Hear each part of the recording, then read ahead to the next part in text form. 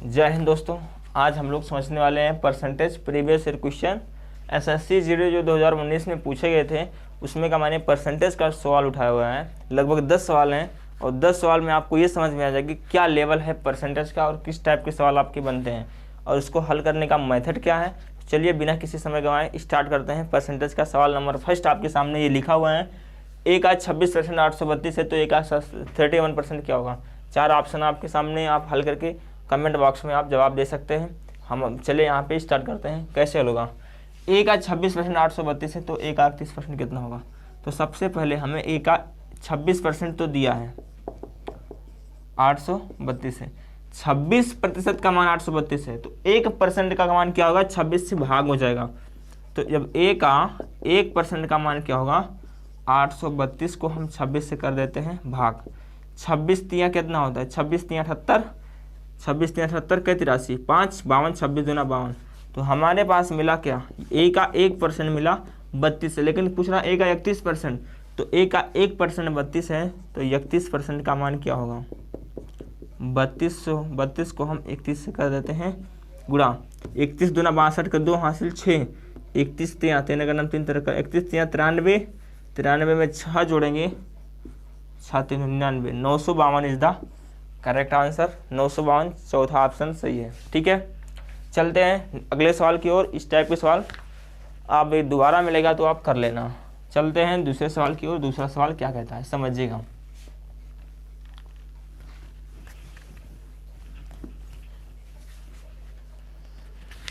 सवाल नंबर 2 लिखा है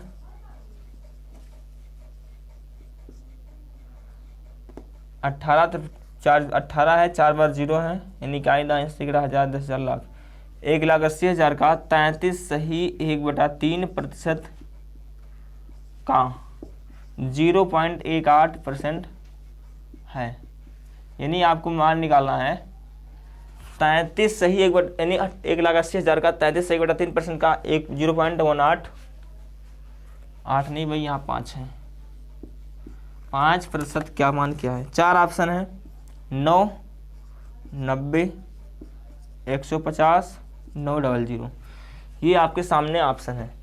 हम इसको लगाते हैं किस तरह है देखिए, बिना पेपर पेन चलाए भी हो सकता है। मैं आपको पहले बताता हूँ, देखते हैं आपको समझ में आता है कि नहीं। आपको समझ में आ गया तो बहुत अच्छी बात है। तो आप इसका मतलब आप ठीक ठाक तरीके से अच्छे लेवल पे जा रहे हैं। यहाँ समझिएगा परसेंटेज पहले ये समझते हैं 33 से 1/3% होता कितना है। 33 से 1/3% होता है 1/3। 1/3% हटा देंगे तो 1/3 हो जाएगा। ये 1/3 है का 0.15% यहाँ पे लिखा हुआ है। परसेंटेज हटाएंगे 00 बीच में होगा, नीचे बटे में 100 होगा, लेकिन यहाँ पे 0.2 अंक बाद है। इसका मतलब 2 नीचे परसेंटेज में था और 2 दशमलव, जब दशमलव हटाएंगे तो 2 अंक नीचे और हो जाएगा, यानी 2 0 और होगा कितना 4 0 नीचे। यहाँ पे आपको इतने से केवल 4 0 नीचे मिला, यानी 15/1 लिख के 4 0 यहाँ से हटा सकते हैं क्योंकि ये बटे में है, यहाँ ये सीधा गुणा में है। तो यहाँ से कितना 0 हटेगा 2 और 2 4, बचेगा क्या कितना है 18 × 1/3 × 15, इतना ही तो बचेगा। 3 से काटेंगे 6 बार, 15 छक्का हो गया 90। ये ठीक है, लेकिन बेसिक इसका क्या है ये समझिएगा। 18 4 0 का 33 से 1/3% होता है 1/3 गुणा 0.15 परसेंटेज हटाएंगे तो बटे में 100 होगा, लेकिन जब दशमलव हटाएंगे तो 1 और 2 अंक बाद दशमलव हो जाएगा। फिर ये चीज़ समझ में आगे होगी। दशमलव हटाना जानते हैं तो 2 अंक बाद दशमलव है तो नीचे 2 0, 1 अंक बाद है तो 1 0, 4 अंक बाद है तो 4 0। इस तरह हो गया। काटते हैं 3 से काटा 3 5 15 5 बार गया, ये 4 0 है नीचे और 4 0 ऊपर कट गया। नीचे बचेगा क्या केवल 18 × 5 बचा है, 18 5 हो गया 90। सवाल ऑप्शन नंबर सेकंड। चलते हैं दूसरे सवाल की ओर। क्या कहता है अगला सवाल है 1440 के 30% के 12.5% यानी 12.5% का मान बताना है आपको। 4 ऑप्शन दिए गए हैं 64 44 50 54। हल करना स्टार्ट कीजिए। 1440 के 30% के 12.5% का मान क्या है, समझिएगा ध्यान से। 30% मतलब 30/100 होता है। देखिएगा 1440 के 30% कितना होता है, 30/100, नीचे डबल जीरो और यहाँ पे डबल जीरो हट जाएगा तो मिलेगा 144 गुणे 3 मिलेगा 12.5% मतलब होता है 1/8। 1/8, 8 से इसको काट दीजिए।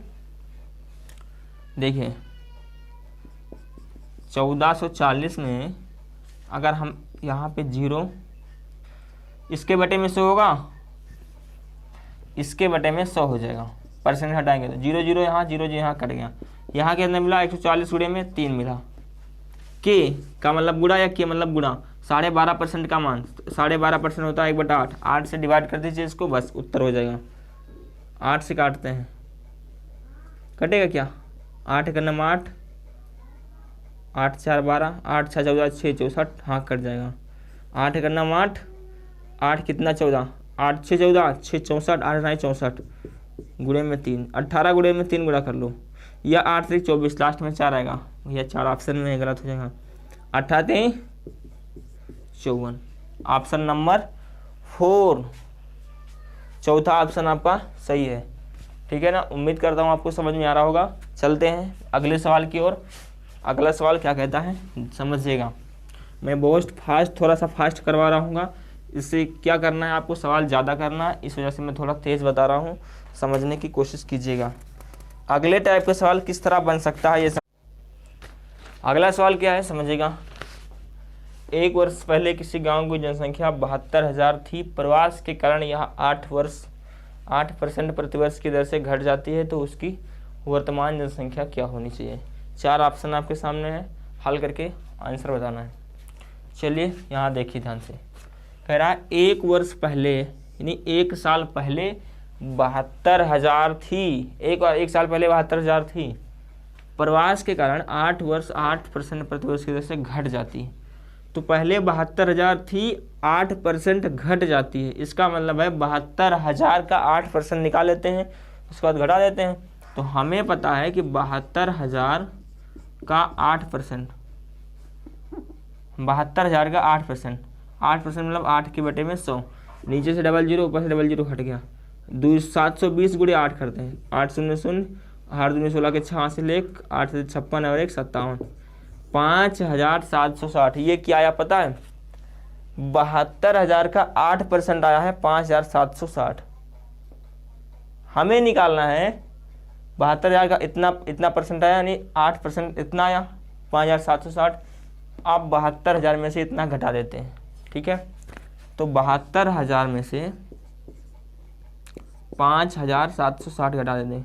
घटाएंगे क्यों, क्योंकि कह रहा है प्रतिवर्ष की दर से घट जाती है, तो 72,000 का 8% जितना है उतना घटा देते हैं। तो पूछ रहा है उसकी जनसंख्या क्या होगी, तो जनसंख्या पता चल जाएगा। 0 हो गया, 10 में से 6 गया 4, यहाँ पर गया 9 में से 7 गया 2, 1 में से 15 में से 6 गया, 15 में से 11 में से 5 गया 6, यहाँ बचा 6, 66,240, 66,240, ऑप्शन नंबर 3 ये आपका आंसर रहा। सवाल है, एक आयत की लंबाई 11% कम कर दी जाए और चौड़ाई 11% बढ़ा दी जाए तो क्षेत्रफल में कितना परसेंट की वृद्धि या कमी होगी। 4 ऑप्शन आपके सामने है। 13.13% की कमी, 13.13% की वृद्धि, 1.21% की वृद्धि, 1.21% की कमी। इस टाइप के सवाल जब भी आपको मिलेंगे तो आपको हल कैसे करना है ये मेथड समझिए और आप बहुत आसानी से इस टाइप के सवाल को हल कर सकते हैं। देखिए 11% बढ़ाया, 11% घटाया, कहने का मतलब है आयत है, आयत में लंबाई में 11% बढ़ा दिया, चौड़ाई में 11% घटा दिया। जब भी हमें एक वैल्यू घटेगी और एक वैल्यू बढ़ेगी, यानी कि वही वैल्यू जो है बढ़ेगी और वही वैल्यू घटेगी, ठीक है। जब वही वैल्यू बढ़ती है वही वैल्यू घटती है तो हम करते क्या है, दोनों का कर देते हैं स्क्वायर, यानी दोनों को कर देते हैं गुणा। तो 11 गुणे 11 बराबर हो गया 121, और 2 अंक के यानी 2 पीछे से 2 अंक बाद दशमलव लगा देते हैं। तो यहाँ से हम लगा देंगे 1.21% कमी। कमी क्यों होगा ये समझिए। जब भी आपको इस टाइप का सवाल मिलता है तो आपको हमेशा कमी ही होगी, याद रखना। जब भी इस टाइप के सवाल आप मिलेंगे तो आपको हमेशा कमी ही लगाना है, वृद्धि कभी नहीं होगी, ठीक है ना। तो हमारा वृद्धि वाला ऑप्शन तो गलत है, वृद्धि गलत है। कमी होगी कितने परसेंट की? 1.21% की कमी होगी। सवाल नंबर नेक्स्ट क्या बन सकता है, समझिएगा ध्यान से। इसी में अगर ये पूछ ले आपसे कि 10% की वृद्धि और 10% की कमी, तब क्या करेंगे आप? तब आपको क्या करना है, 10% कम कर दिया जाए और 10% बढ़ा दिया जाए, तो कितना होता है? 10 100 और पीछे से 2 अंक बाद बोलो तो 1% की कमी, ठीक है। अरे 1.0000 से कोई मतलब ही नहीं, तो 1% की क्या होगा? हमेशा कमी होगी। या आपको ऐसा करना है, एक का नाम 1 0 हटा दिया तो 1 यहाँ पे 10 धामा। अब ऐसे कर सकते हैं 10 का स्क्वायर 10 धामा 100 या 10 गुणे 10 10 धामा 100। मैंने भी बताया पीछे 2 अंक का दशमलव लगा देते हैं, 1.00, इसका मतलब 1% की कमी। यहीं पे अगर सवाल नेक्स्ट बन सकता है कि अब यहाँ पे मैं वैल्यू चेंज कर रहा हूँ, वैल्यू यहाँ पे 8% कम कर दिया जाए और 8% बढ़ा दिया जाए, तब क्या होगा? 8% कमी 8% वृद्धि, तो 8 नहीं 64, इधर से दशमलव मतलब इधर से 2 अंक बाद दशमलव, तो यहाँ 0.64% की क्या हो जाएगा? हमेशा कमी होगी, ठीक है ना। उम्मीद करता हूँ आपको इस टाइप के सवाल समझ में आया होगा। चलते हैं दूसरे टाइप की ओर। अगला क्या बन सकता है, अगला क्या होगा, ध्यान से समझिएगा। अगला सवाल है, रमेश के वेतन में 20% वृद्धि कर दी गई। बढ़े हुए वेतन को 20% कम करने के लिए रमेश को कितने % की लाभ या हानि होगा, ठीक है। आ गया ना वही टाइप का सवाल, 20% बढ़ाया गया और 20% कम किया गया, इसका मतलब 20% बढ़ाया गया 20% कम किया गया, क्या होगा? 20 में से हम 400। हमने कहा जब भी एक वैल्यू बढ़ेगी यानी उतनी वैल्यू बढ़ेगी और उतनी वैल्यू घटेगी, तो हमें ये पता है कि हमेशा क्या होता है? हमेशा कमी ही होती है। तो कमी क्या होगा? कमी होगी, इसका मतलब लाभ नहीं होगा, लाभ नहीं होगा, किसी में भी लाभ नहीं होगा। हानि होगी यानी कमी मतलब हानि होगी, तो 4% की हानि होगी, तो 6.4% की हानि होगी। हानि कितने की होगी ये समझते हैं। मैंने अभी मेथड बताया था कि 20% बढ़ाया 20% घटाया, इसका मतलब 20 गुणे 20 कर देते हैं, 20 में से हम 400 और 2 अंक बाद दशमलव लगा देते हैं, ये हो जाएगा 4.0, इसका मतलब है 4, ठीक है ना। इसका मतलब क्या है? 4% की क्या हो जाएगा? हानि। आपका रहा आंसर, ठीक है। लेकिन करते क्या है, ये तरीका समझ लेते हैं। देखिए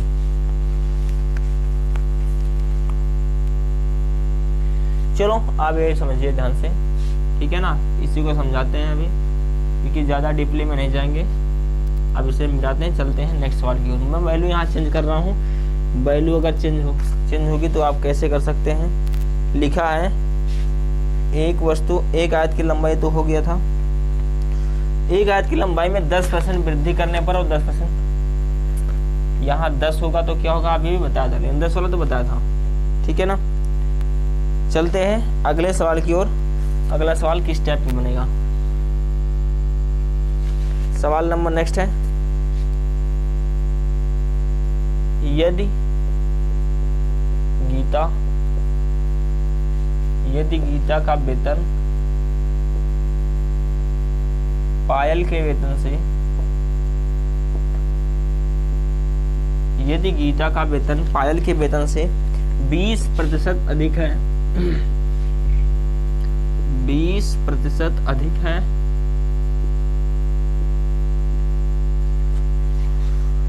तो पायल का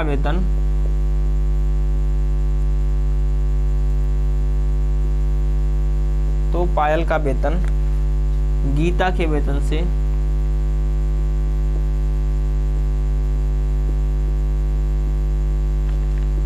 कितना प्रतिशत कम है?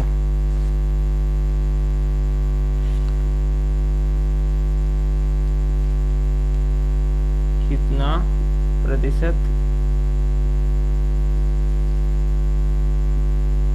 कम है, ठीक है।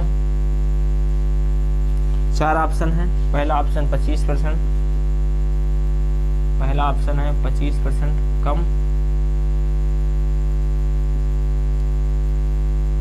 एक मिनट, ठीक है। यदि गीता का वेतन पायल के वेतन से 25% अधिक है तो पायल का वेतन गीता के वेतन से कितने % अधिक होगा? यदि गीता का वेतन पायल के वेतन से 20% अधिक है, किसका अधिक है? गीता का। तो पायल का वेतन गीता के परसेंट से कितना % यहाँ पे कम होगा, ठीक है ना।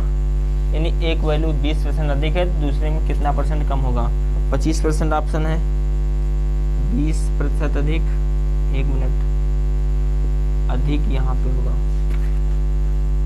अधिक। गीता का वेतन पायल के वेतन से 25% अधिक है, पूछ रहा है तो पायल का वेतन गीता के वेतन से कितना % अधिक होगा, ठीक है।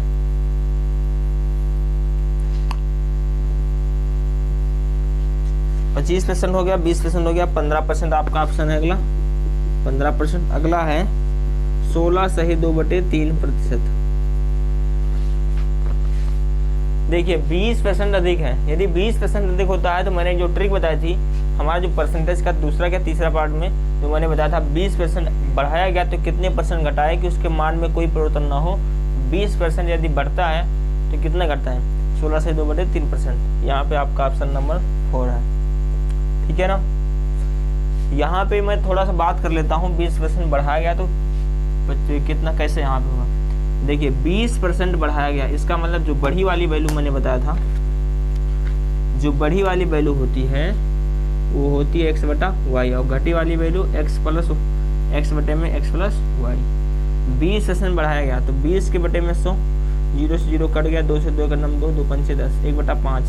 ये एक किसको दिखाता है? x को। y किसको दिखाता है? 5 को। तो इधर वाली वैल्यू क्या हो जाएगी? x मतलब 1 और x + y मतलब 1 + 5 यानी कि 6। 1/6% कितना होता है? 1/6 यानी कि 16 सही 2/3। 100 % बनाने के लिए मैंने 100 से कर दिया गुणा।